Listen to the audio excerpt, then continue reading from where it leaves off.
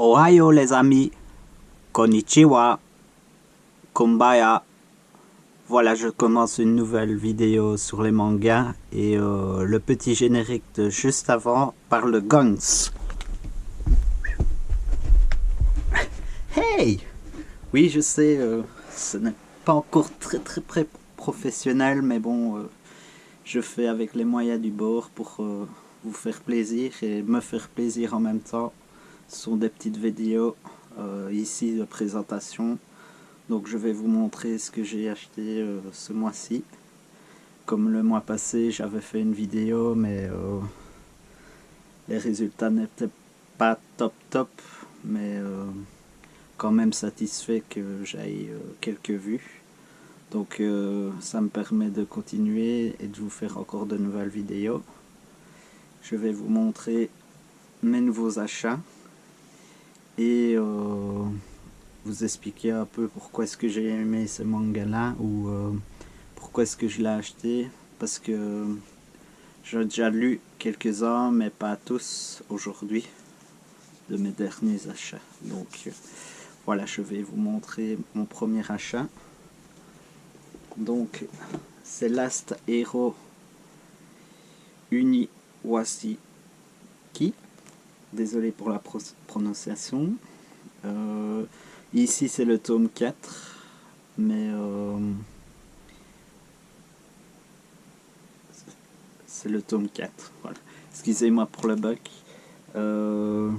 J'en suis au tome 4, je ne l'ai pas encore lu aujourd'hui. Je vais vous lire un peu le résumé et pourquoi, vous expliquer un peu pourquoi j'ai aimé ce manga.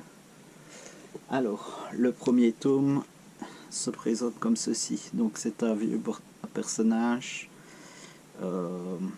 qu'on va découvrir qu'en fait il est devenu un cyborg parce qu'une comète s'est écrasée sur lui et un autre personnage que je ne vous dis pas plus. Je vais un peu vous lire le résumé de l'histoire. Alors, un manga hybride et passionnant qui entremêle super-héros, science-fiction et critique sociale du Japon contemporain. Pour vous situer un petit peu. Alors, à 58 ans, Ichiro Unayasashiki est loin d'être un modèle pour ses enfants. Vieux, avoir l'âge, méprisé de tous, il a vécu toute sa vie en employé de bureau minable et n'a pour tout ami que sa chienne Anako. Comme si cela ne suffisait pas, on lui diagnostique un cancer en phase terminale lors d'un examen routine. C'en est trop pour le pauvre vieillard. Alors qu'il pleure de désespoir dans un parc en pleine nuit, une lumière aveuglante apparaît et soudain l'impact.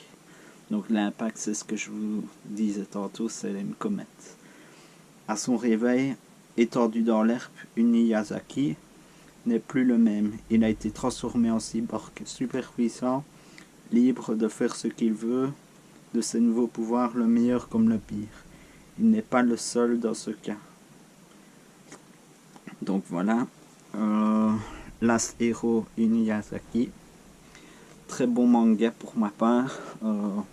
En premier lieu, la pochette qui est super magnifique.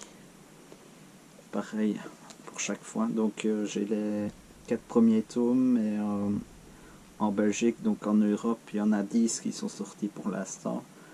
J'espère maintenant qu'il n'ira pas trop loin dans l'histoire, car le manga risque peut-être de perdre de son ampleur. Mais en sachant qui est le mangaka, que je ne vous ai pas dit d'ailleurs, excusez-moi, Hiroya Oku, donc c'est celui qui a fait le manga Guns. C'est le petit générique que je vous ai passé au début pour vous mettre un peu dans l'ambiance. Donc pour ceux qui ne connaissent pas Guns, allez voir peut-être d'autres vidéos ou peut-être que je vous ferai d'autres sur Guns, parce que c'est vraiment un manga très populaire et très art. Regardez, moi je n'ai vu que la série, mais ça m'a plu vraiment énormément. Pour ceux qui connaisseraient Berserk, c'est un peu dans le même style, mais ici c'est plus futuriste.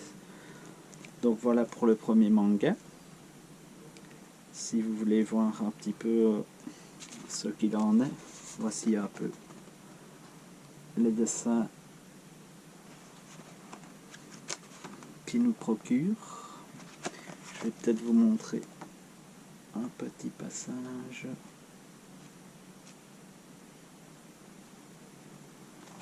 Voilà, regardez-moi ça. Le dessin qui est magnifique.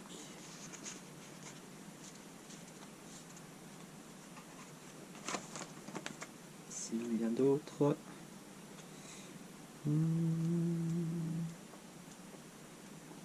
Voilà, ici par exemple, vous voyez un petit peu, le dessin me fait penser, vous allez rire, mais à Men in Black. Désolé pour ceux qui seraient pas contents de cette, mais c'est pas mal du tout.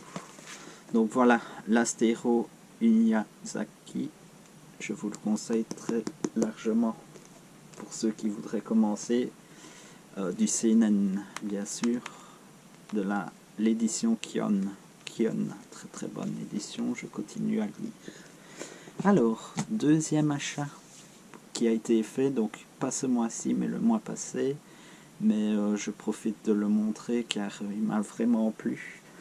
Alors sans plus attendre, voici Prison Lap. Prison Lap, c'est une histoire